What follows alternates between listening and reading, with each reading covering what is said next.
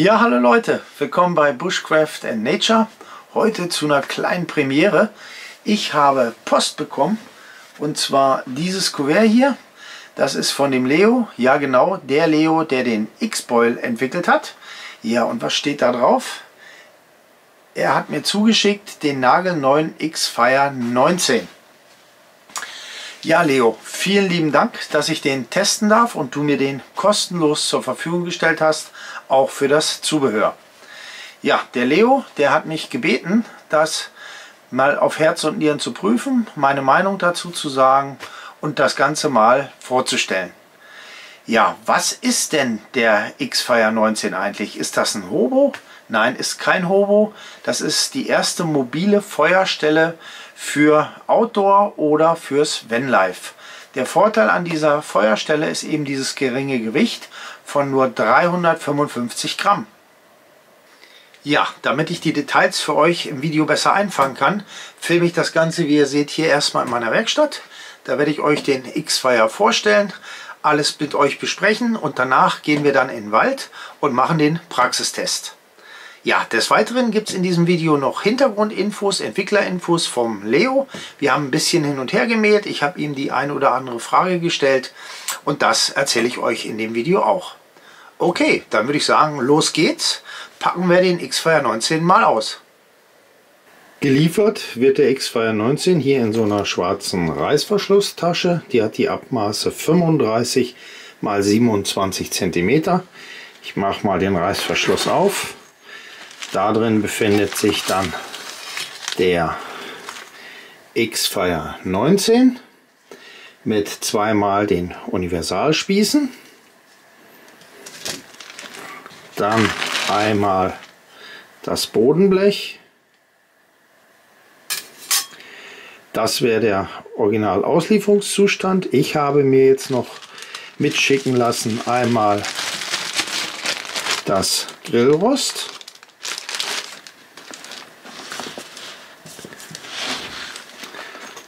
Und zweimal das Hitzeschutzkreuz 19, was man auch als Topfhalter verwenden kann. Zur besseren Übersicht habe ich mal alle Teile hier auf dem Tisch angeordnet. Fangen wir mal links an. Hier haben wir zweimal das Hitzeschutzkreuz 19. Das kann auch als Topfhalter verwendet werden. Das hat eine Höhe von 4 cm und eine Länge von 21 cm und wiegt pro Stück 49 Gramm. Das Hitzeschutzkreuz sollte unbedingt auf Waldböden, Baumstümpfen oder beim Vanlife auf Asphalt als Hitzeschutz verwendet werden. Natürlich wird auch hier nach vielen Stunden Dauerfeuer der Boden irgendwann heiß. Ja, als nächstes haben wir hier zweimal die Universalspieße. Die werden mitgeliefert, das ist schon Zubehör. Die sind 23,5 cm lang, wiegen pro Stück 14 Gramm. Geliefert werden 2 Stück. Ja, und hier ist der eigentliche X-Fire, inklusive dem Bodenblech hier. Der wiegt 326 Gramm.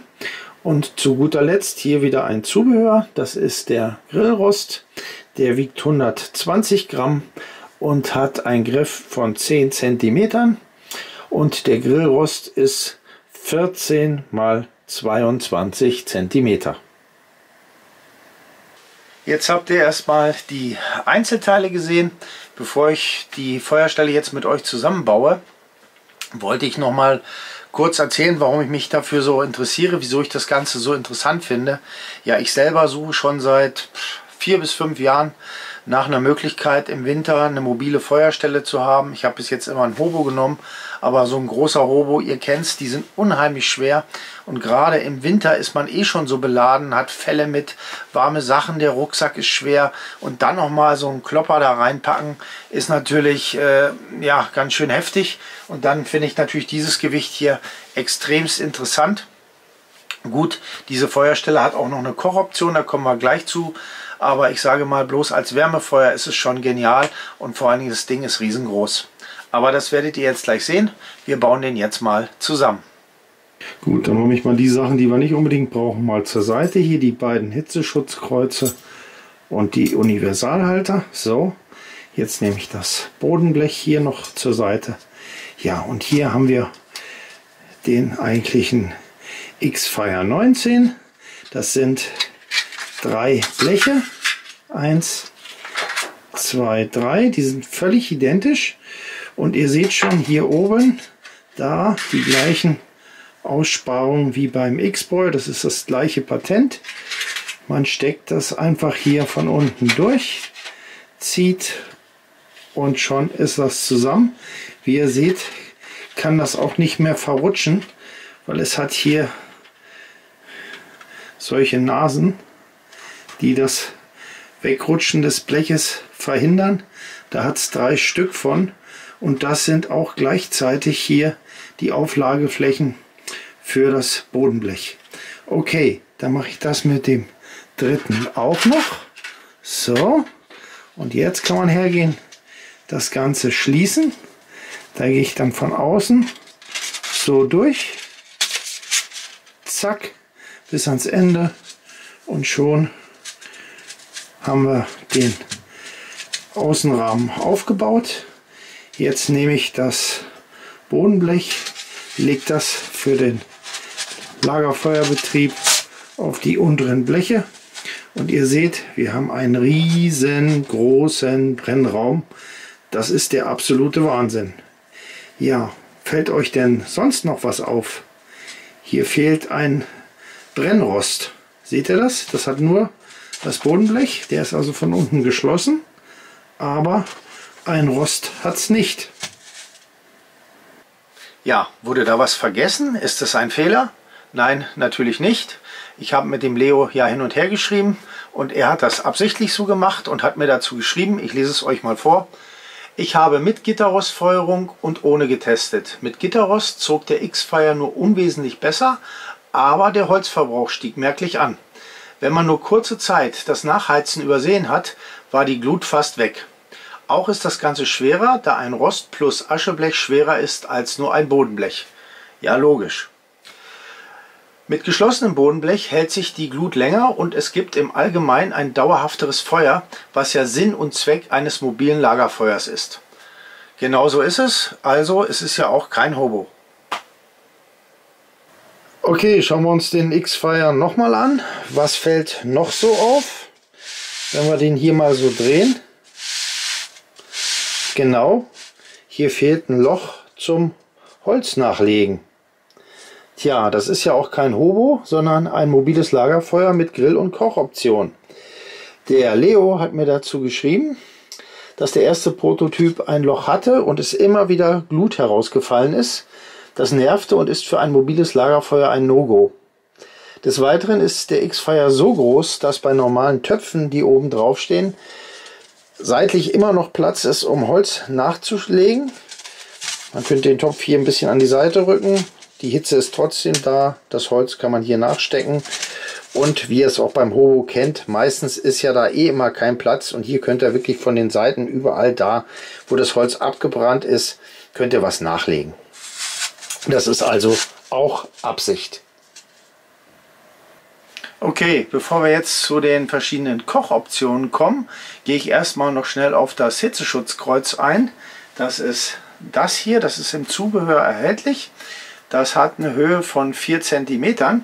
Im Normalzustand ist beim X-Fire der Abstand vom Bodenblech zum Boden nur 3 cm. Das heißt, wenn ihr den richtig durchfeuert und ihr habt da drunter Waldboden, Holz, einen Baumstumpf oder Asphalt, wird das zu heiß.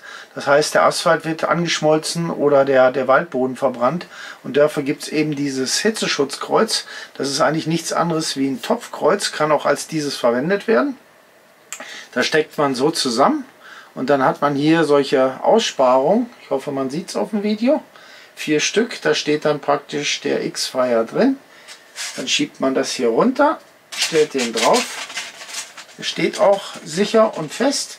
Und jetzt habt ihr hier einen Abstand zum Boden von 7 cm und die Wärmebelastung ist geringer.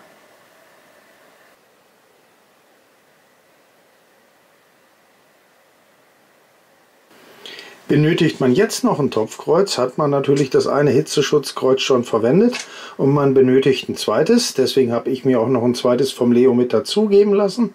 Das steckt man dann zusammen wie das untere und geht mit den Aussparungen, die müssen halt nach unten, und kann das dann hier oben in die ausgezahnten Ecken einhängen, und ihr habt hier ein Topfkreuz. Das heißt, die Flamme kann schön hier an den Seiten raus. Ja, Leo, und hier ein Feedback von mir. Gerade bei dem Hitzeschutzkreuz hätte ich noch ein paar Verbesserungspunkte an dich. Und zwar kann man ja die Feuerstelle im Betrieb versetzen. So, habe ich jetzt das Hitzeschutzkreuz darunter und nehme den hoch. Dann kommt das Hitzeschutzkreuz nicht mit. Ich muss also an der neuen Stelle ohne Hitzeschutzkreuz aufsetzen, dann das Kreuz versetzen und dann die mobile Feuerstelle wieder aufsetzen.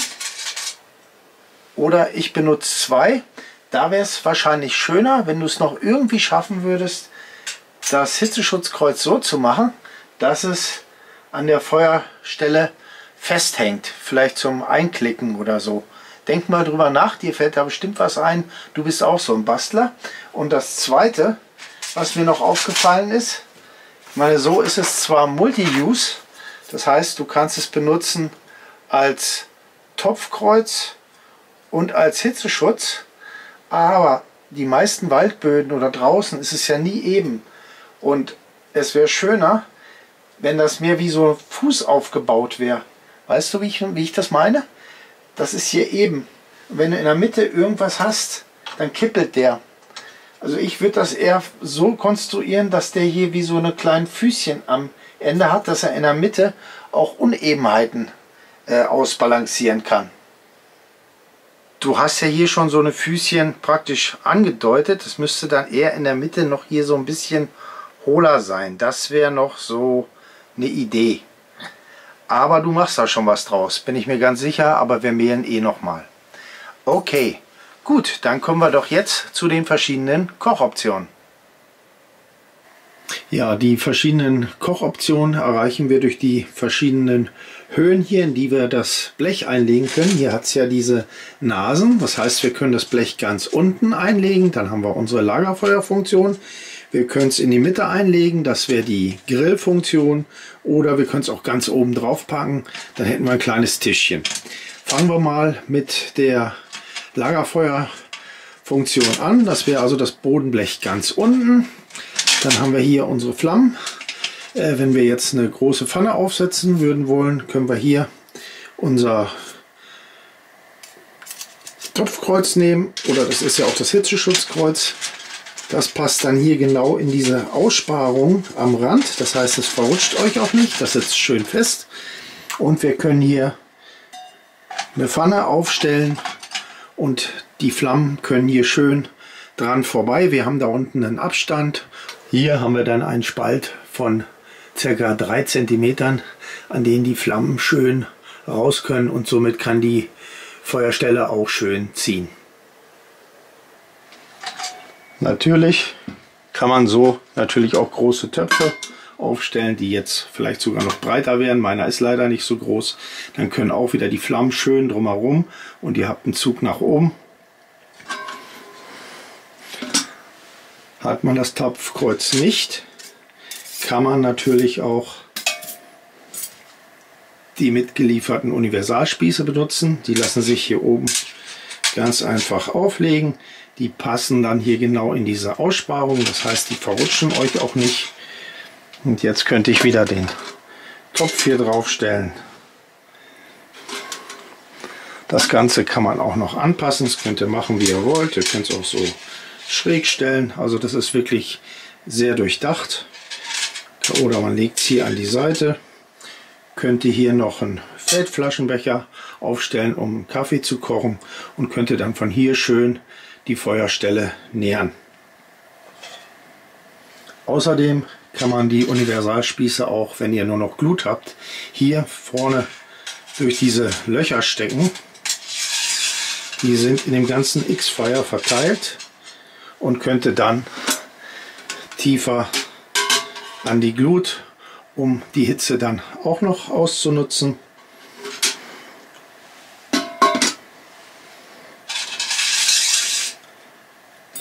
Oder ihr benutzt das im Zubehör erhältliche Grillrost. Das könnt ihr dann auch noch aufstellen. Und hier hätte es dann Platz für 4 750 Milliliter Töpfe, wenn ihr in Gruppen unterwegs seid. Natürlich könnt ihr das Fleisch auch direkt hier auf die Spieße aufspießen und dann hier über dem Feuer oder der Glut braten. Das waren die Kochoptionen als mobile Feuerstelle. Jetzt baue ich mal das Bodenblech um in die mittelste Position.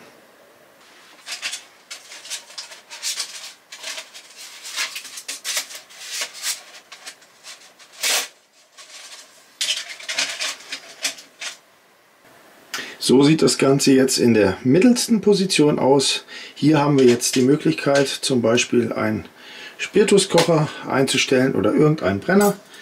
Dann können wir uns hier wieder unsere Universalspieße darüber legen und hätten hier auch mal die Möglichkeit, einen Kaffee oder vielleicht auch ein Süppchen zu erhitzen. Des Weiteren dient diese Position auch zum Grillen. Dazu wird in der Position hier das Bodenblech mit Grillbriketts gefüllt. Wir können da drin das Feuer anmachen. Dann können wir das Grillrost auflegen und hier drauf auch Sachen grillen. Ja, wie ihr seht, richtig vielseitig der X-Fire. Das gefällt mir sehr gut, Leo. Da hast du richtig was Schönes gebaut. Jetzt gibt es allerdings noch die Möglichkeit, die Platte ganz nach oben zu setzen. Das will ich euch schnell noch zeigen. Dazu setzt man das Bodenblech hier auf die oberen Stege auf. Einfach von oben rein. Schon hat man so eine Art kleines Tischchen. Da kann man hier zum Beispiel das Gemüse drauf schneiden oder das einfach beim Sitzen als Beistelltisch nehmen. Ja, wie ihr seht, ist es richtig schön durchdacht, das Teil. Ich habe richtig Freude dran. Ich bin schon richtig gespannt darauf, den draußen auszuprobieren. Aber eins muss ich euch ja jetzt noch zeigen, und zwar, wie man den X-Fire 19 wieder zusammenlegt. Ja, dazu nimmt man ganz einfach hier wieder das Bodenblech heraus. Dann gehen wir hier an die Stellen, wo er gehakt ist, haken das einfach aus, falten den. Hier auch. Schon haben wir wieder die 3 Bleche. Die 3 Bleche passen hier mit den Nasen zusammen wieder ineinander. Und jetzt seht ihr schon, hat der X-Fire hier so eine Wölbung. Das ist nach dem ersten Befeuern noch viel, viel stärker. Das heißt, ihr habt nachher ungefähr die Biegung. Ja, und dann geht er einfach her und nehmt die Universalspieße, steckt die hier durch und geht hier davor. Das gleiche hier. So, schon ist der X-Fire wieder zusammengelegt. Ihr könnt die Bodenplatte nehmen, steckt das hier wieder in eure Tasche. Es ist auch schön, dass die schwarz ist wegen dem Ruß. Dann können wir hier unsere Hitzeschutz- und Topfkreuze reinmachen. Und wenn ihr das noch mit habt, optional hier den Grillrost. Deswegen ist die Tasche auch ein bisschen größer. Finde ich auch richtig gut, dass es nicht so eng geschnitten ist. So, dann macht man das hier zusammen. Reißverschluss zu. Und dann kann das wieder schön in den Rucksack. Die Preise und die verfügbaren Modelle, den X-Fire 19 gibt es noch in der 14er Variante und in der Ultralight Variante, findet ihr beim Leo auf der Webseite. Das verlinke ich euch unter dem Video, da könnt ihr dann selber nachschauen. Zu dem Preis muss ich sagen, ich finde es fair, weil es ist hochwertiger Edelstahl, der ist verzugsfest. Also der Leo hat ja in seinem Video, was ich auch unter das Video setzen werde, den X-Fire 100 Mal probiert und da ist nichts kaputt, da ist nichts verzogen. Der lässt sich noch zusammenlegen wie am ersten Tag. Also das ist kein billiges Blech. Und wie ihr alle wissen, Rohstoffe sind teuer geworden und gutes Material hat halt seinen Preis. Ja, gut, dann würde ich doch sagen, ist es jetzt endlich soweit. Ich packe jetzt meine Sachen und gehe mit euch in den Wald. Und da werde ich jetzt den X-Fire 19 anfeuern.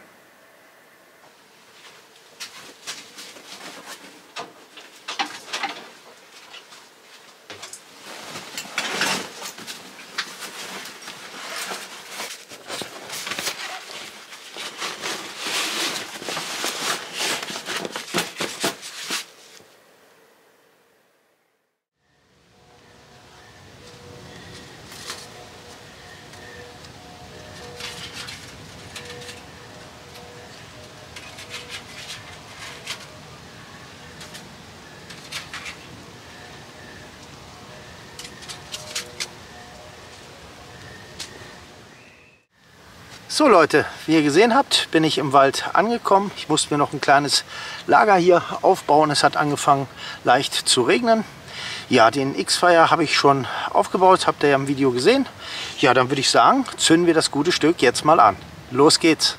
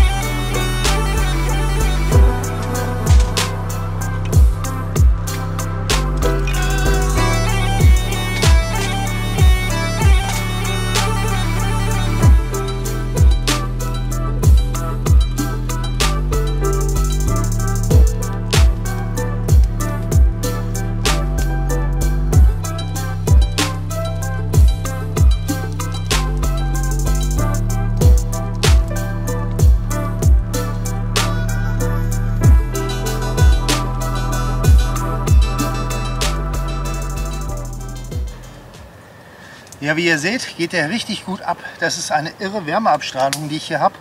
Hey, das ist so geil. Das ist genau das Richtige für Herbst, Winter. Den werdet ihr im Winter bei mir öfter sehen. Aber jetzt koche ich mir erstmal schnell noch einen Kaffee.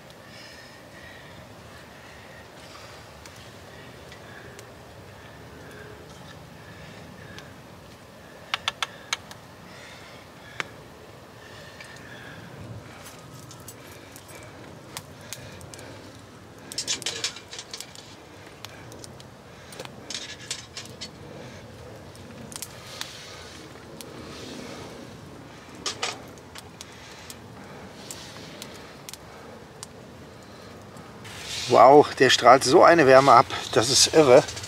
Da wird wohl der Kaffee ruckzuck fertig sein. Ja, also das Ding ist genial, muss ich ganz ehrlich sagen. Ist der größte Brennraum, den ich bis jetzt hatte, mit dem kleinsten Gewicht. Das macht richtig Spaß. Da kann man auch feuchtes Holz reinschmeißen. Ich habe gerade mal so ein Stück dazwischen reingeschmissen. Das brennt gleich mit weg. Also das Ding ist wirklich genial.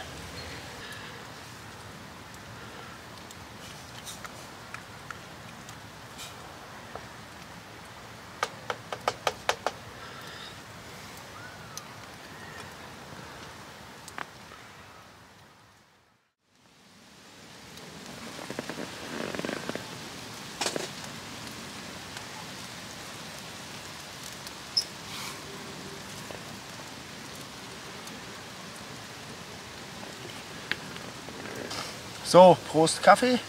Ja, also was soll ich sagen? Das Ding macht einfach Spaß. Das ist wie so ein kleines Lagerfeuer. Auch wenn das mal runterbrennt, er hält die Glut lange. Ihr müsst einfach ein Stück Holz nachwerfen, sofort brennt das wieder total stressfrei. Also das Teil gefällt mir richtig, richtig gut. Jetzt lasse ich den mal ausbrennen und dann zeige ich euch mal da innen drin das Glutbett.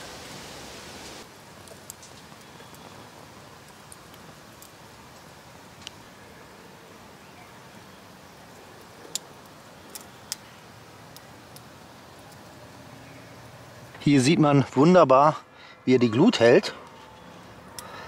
Noch ein bisschen pusten vielleicht für die Kamera. So, und dann habt ihr wirklich keinen Stress. Und sobald ihr wieder Feuerholz reinmacht, ist der auch ruckzuck wieder im Gange.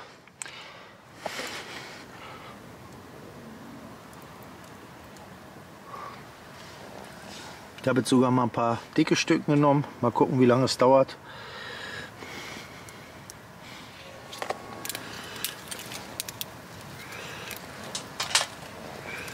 Machen wir noch ein bisschen Dünnes dazu. Ein paar Äste.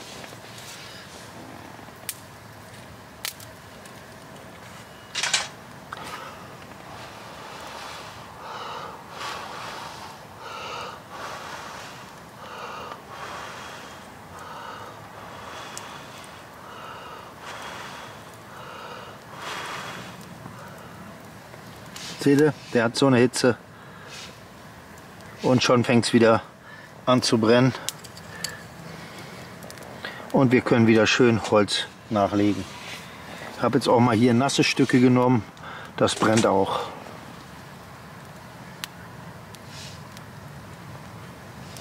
An Blutstücken ist bis jetzt hier auch nichts aus dem X-Fire gekommen.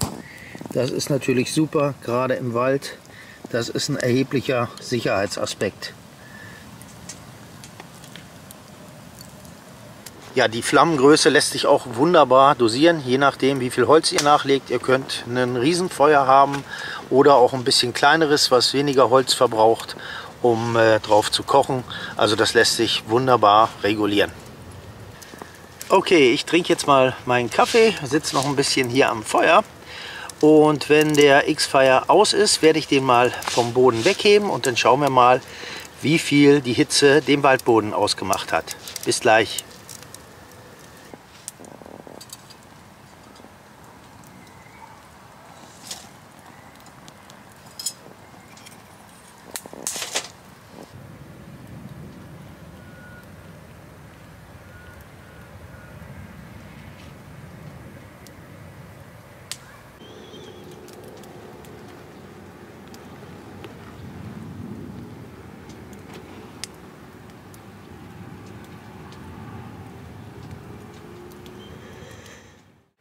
Der X-Fire ist jetzt ausgebrannt. Jetzt schauen wir mal nach, wie das unten auf dem Waldboden aussieht.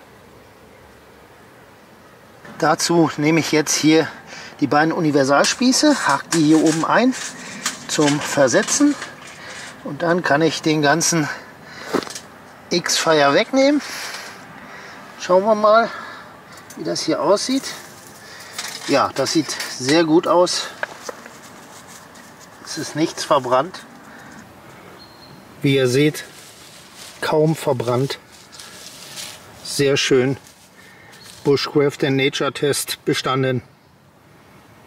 Kleiner Tipp von mir noch, wenn ihr den auskippen wollt zum Schluss und vermeiden wollt, dass das Bodenblech rausfällt, nehmt einfach hier die Universalspieße und steckt die hier unten durch die Löcher. Dann kann der Boden nicht rausfallen.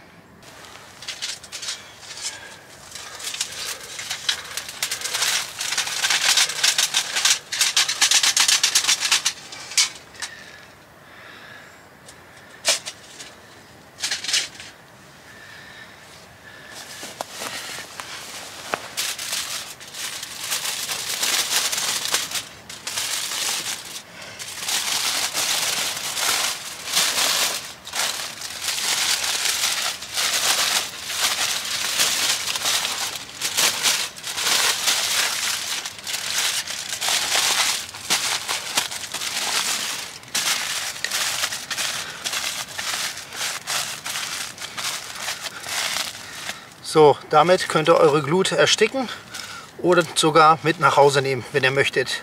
Da habe ich mal ein Video auf meinem Kanal drüber gemacht. Schaut euch das an. Das ist wirklich eine feine Sache. So sieht der X-Fire jetzt von innen aus. Hier das Brennblech ist kaum verzogen. Klar, durch die Hitze muss ich es etwas verziehen, aber das ist alles in der Norm. Ja, und wenn ihr jetzt halt fertig seid, könnt ihr hier ganz einfach die Bleche wieder aushängen.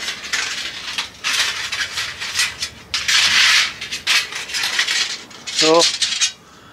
und dann so zusammenlegen. Und ihr seht schon, jetzt haben die eine Biegung und jetzt haben die auch mehr Spannung und die Universalspieße halten das dann kräftig fest zusammen, wenn ihr das in den Rucksack packt.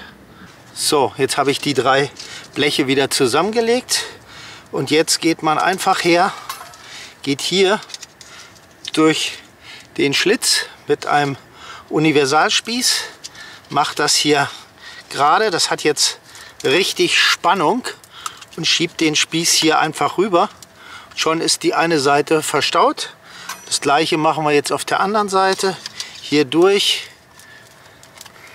hier oben rüber geschoben und schon ist das Ganze wieder gerade. Jetzt kann man hier noch das Brennblech drauflegen und das Ganze wieder in der Tasche verstauen. Die Kohle ist jetzt auch schon kalt hier. Das kann man jetzt so in den Rucksack machen oder auch draußen verstreuen. Ja, nun mein Fazit. Tolles Teil, Leo, da hast du was ganz Großes geschaffen. Das Teil macht richtig Freude, feuert schön durch, geht nicht aus, tolle Glut. Also mir hat es richtig gut gefallen, das sage ich hier ganz ehrlich und nicht, weil der Leo mir das geschickt hat. Das ist wirklich meine persönliche Meinung. Ja, und wie gesagt, einfach robust verarbeitet, einfache Mechanismen, ist wirklich ganz toll. Ja, ich hoffe, euch hat das Review gefallen. Dann würde ich mich an dieser Stelle hier von euch verabschieden. Macht's gut, bis zum nächsten Mal. Euer Detlef. Ciao, tschüss.